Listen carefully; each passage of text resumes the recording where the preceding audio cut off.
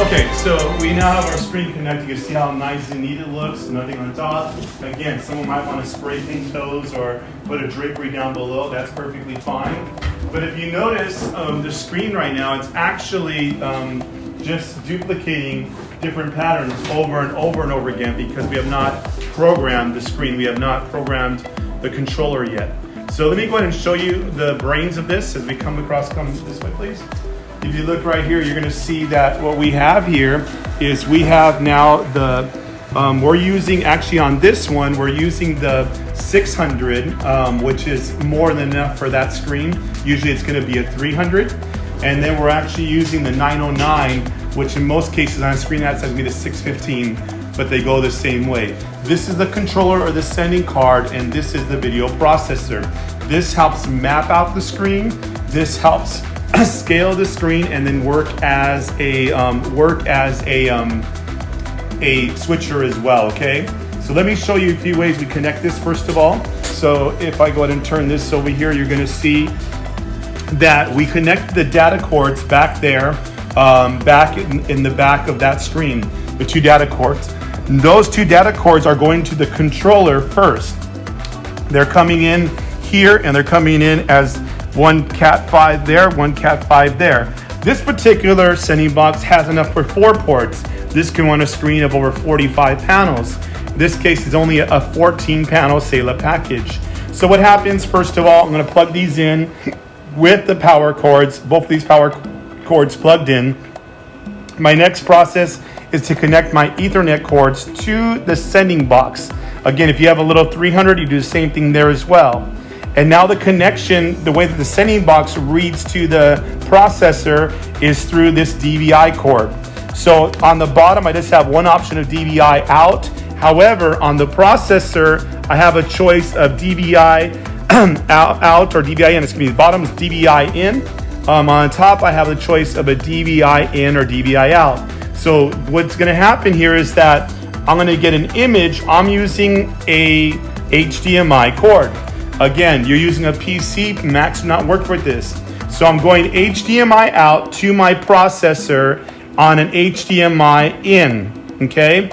Now the signal, if you wanted to use an SD cable, if you want to use a VGA cable, a DVI cable, you have all those different options as well. But this is what's coming in from the computer, okay? And now going out is going to go out from my DVI cord. Again, this is a beefed up processor, so it's bigger than what we typically need for this screen, because I can actually send out 4 different, this one I could send out 2 different DVIs out on this. We only need 1. Later on, this is not concerning you perhaps, but we can actually piggyback both of these with other processors and other controllers as well for the big screens we have with a high resolution.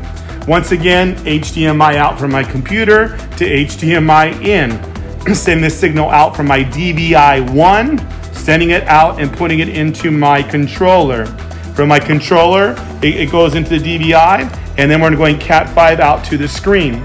There's one more thing that is really important, and it is this particular USB cable. This USB cable is only used for programming your screen. So you connect it from any of your USB ports out and into the controller, not the processor, into the controller. If you notice, it's kind of interesting, it has an old school printer USB. So I go ahead and plug that in, old school printer. I plug that back into the spot where it goes. And now I can go into programming my screen, okay? Again, take a glance at that screen once again. Again, it's just duplicated over and over again. Does not look correct. So how are we going to do that? Let's go ahead and take a look over here. So we always want to start with our controller first. We always want to start with our controller first to make sure that our controller has the ability to do what we need to do. So in here, I'm going to use Novastar LCT as the programming for the screen that we're using right now. So we'll let that open up here.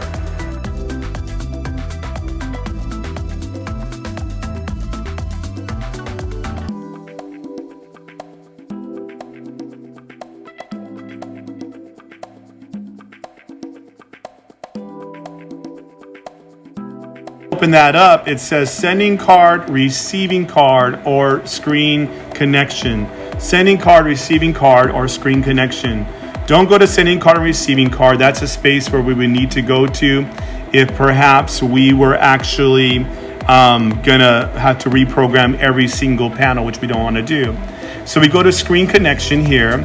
And then what I need to do is I need to make sure, first of all, that I have the right screen size, the right panel size. Now in a 3.9 screen, you're gonna need to have this at 128 by 256. When it comes in, it might be 128, 128. Our screens for the 3.9 are rectangle. They're 128 by 256. If this was a 2.5, we would want it to be 256 by 256.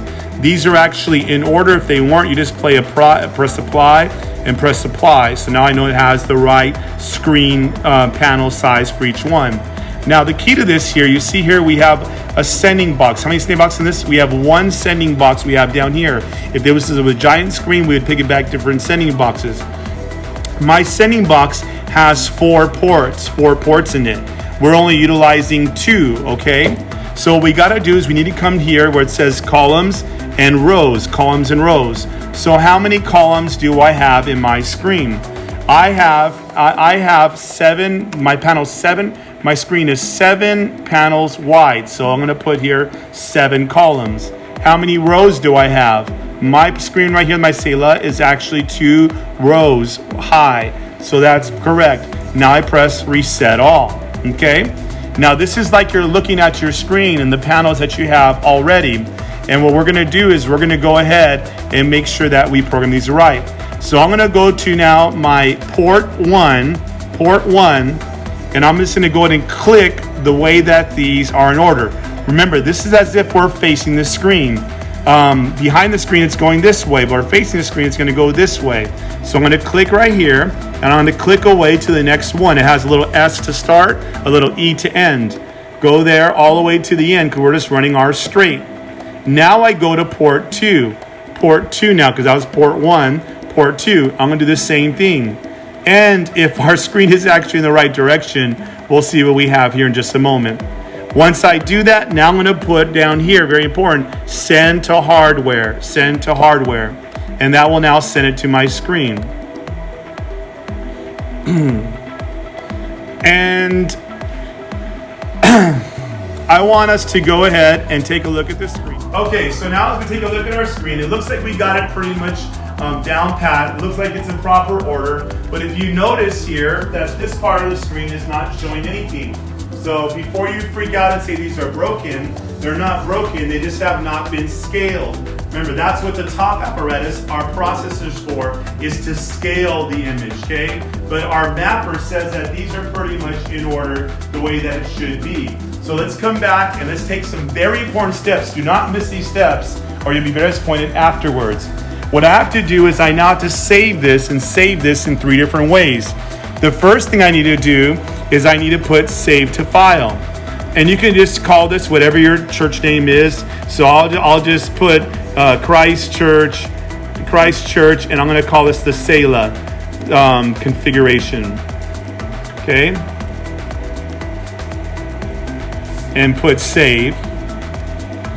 And it says it saved that right. Don't think you're done yet. Please do not think you're done yet. You got to save this 3 different ways. The next way is down here on the save button. Right there, that is probably the most important one because it's going to save it to the actual panel. So now the cards on the panels read that. So just as a note, if you later on try to reconfigure your screen, you're going to do the same process here. Don't think the panels are going to go automatically unless you number them. You can number them in order and it'd be perfectly fine, okay? So it says, okay, I have one more save system, okay? Save system. So we're going to go and save system, and we're going to go ahead and call this. Okay, so our last thing to save is save system here. Press save system, and again, just view the same thing, Christ, church. I don't want to make sure with the same SCR, I want to be saved something else. And I'll put just config again, but it's now going to save it in the right system here. Okay, and we press OK. So now everything's been saved the right way. To make sure it's been saved the right way, I'm going to turn this off right here. I'm going to turn the controller off. and I'm going to turn it back on. Okay, and we'll look and see if the screen comes back on the right way here in a moment. Good. Okay. All right, so our screen went on the right way. It's saved correctly, okay? So now I can go ahead and close this program. And now what I'm going to do is I'm going to go ahead and I'm going to go ahead now, and I'm now going to scale my screen correctly. So let me press this. This will be showing our screen in a moment. Remember that we have those columns on the side that are not showing, and here's the reason why. Let's take a look now at our processor. And whether you have the 615 or 909, it's going to be the same process, okay? First of all, by the way, I want to make sure you're coming out of the right button. If your screen did not show, it's probably because you might have been on the wrong out. We have our DVI going to this on out 1, okay? Also, the input coming in is HDMI. So again, if you have nothing on your screen, don't panic. Just make sure you press what the proper input is. I recommend doing HDMI first because it's easier to solve. Then later on, if you want to do SDI or something, you can do that. But start off here, it's probably the easiest way. But here's a challenge. If you look right here, because we open it up, it's going to be in Chinese. If you don't know Chinese, what do?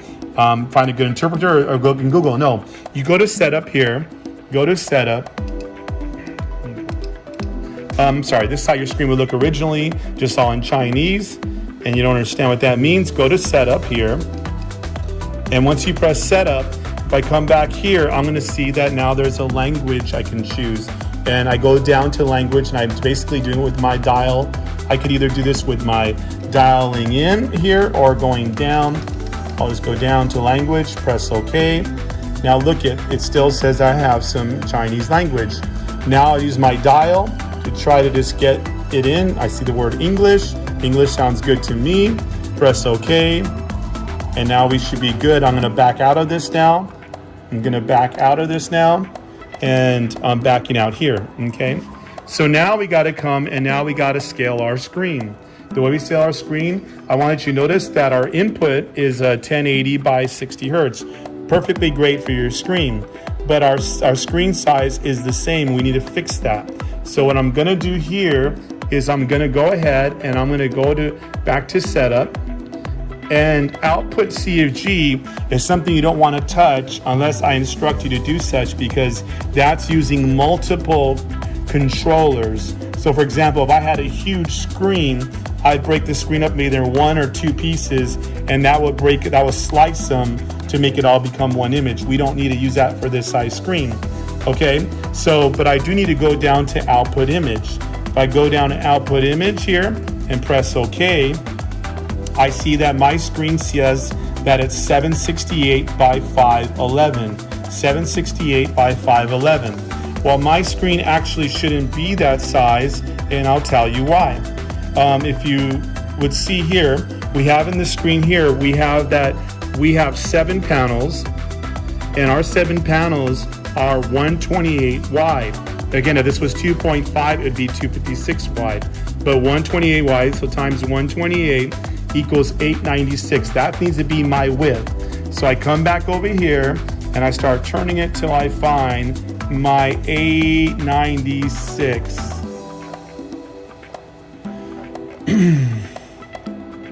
Okay, then I press OK, and now my height, the height of my screen is 2 panels high, and those are 256 times 256. That equals 512. Mine says 511. I'm going to go down to 512 and press OK. Okay, now I'm going to get out of here, and I'm going to go all the way, make sure no one touches, messing anything up, and I'll see now if my screen looks complete. So as we turn around, we're going to see if our screen looks complete and what we have going on here right now. Okay, so now if I look, I have a complete screen all the way to the end, and we get this beautiful, beautiful look on our screen. This is a 3.9, and it's a beautiful look. And what we want to see here too is that very clean look on our screen. Couple things to note, that if you're setting these up and you have a broken pixel, you might see a broken pixel somewhere. That's why it's always good to test it beforehand. It's a little bit harder to fix a pixel when it's actually on the screens. It's still easy, but it's just a little bit, it's still not too bad, but you can fix a module, literally replace a module in about 10 minutes if you just had it on a flat surface. But you look and see if you had any pixels going on that you can fix as well. Not a problem as well doing it there. Just a little bit easier doing it before, and that's why you test the screen out beforehand. But if you do have one, you're going to send it to us and we're going to repair that for you for free if it is fixable. If it's something that you did by banging or damaging it, then that might not be the case. It might be fixable or repairable, okay? So just send those to us as well. A couple things you need to note is that I can turn off my processor and my controller, but that does not mean my screen is off. You want to make sure your screen has the longest life it can, and you want to shut it off when you're not using it. So the process is turning off my processor, turning off my controller, which is probably in your media booth, and then if you have like a switch going back, because you have these on a breaker, you just go ahead and turn on the switch on and off and be able to turn your screen off very, very easily, okay? But make sure you turn it off and turn it on as well. You can use a power strip as well. A couple of power strips will work fine as well. You want to protect your screen as much as possible. Just say, by the way, there's some things I can do. Say your screen was down on the floor low and someone broke a bunch of pixels and you know it was your fault. One thing you can do is actually lower the height of your screen and you won't even notice the bottom. I could take away about 2 lines from the screen and you're not going to notice. And the way I do it very simply is by coming back to my my processor here, and I go to the size. So I just go setup and I go back to the size, and instead of it being 512, I can even put it maybe a little bit lower at like 510. And now if you guys come with me here closer, come closer fast, you can barely see it, but what I'm not using 2 rows here, 2 rows of lights, okay? So, and you can't tell from a distance, the screen looks absolutely perfect and gorgeous on that screen. So this is a Saela package. This is using SuperStrut, saving you a lot of money on the install. We can also do custom welded frames if you want them as well. That's not a problem, but this has been pretty efficient and effective for us and for you. So on this screen, by the way, this is an outdoor screen. We have it very, very low because if it was bright, it'll blow you away. Let me show you one more thing on this, and then we'll be finished with this particular demonstration. On this particular processor, I can control the brightness right here. Want to make a note, I want to get out of this because I don't want no one to touch this page. I want to make sure it's back in the beginning where no one can mess it up, okay? But brightness level, I'm barely on 30. That screen's on 30. If I go this, I can continue to move this thing up and down with any way I want to and get that screen to be extremely bright. But again, you got to make sure you have the proper power to do so, okay? So with that being said, again, we love to help you out, and either we can actually do the full install for you if it seems like too much. Number 2, we have an option, we can send a project manager out there. You have the materials, we'll give you the materials you need, you have the labor, and you have the tools, and he basically coaches your guys and shows you how to work your screen and how to maintain it and all those beautiful things as well. That's a project manager option. If you're watching this video, you've probably chosen to do it yourself. Well, you can go ahead and do your screen yourself, but don't try to take shortcuts, and please protect every panel. You do not want to break pixels. Please, please, please have people that are helping that will be very careful and treat these like your babies, okay? If you do it on your own, we'll be here for phone support as well to make sure your screen is up and running. Thank you so much for enjoying this demonstration with us. We look forward to helping you bring your vision to fruition.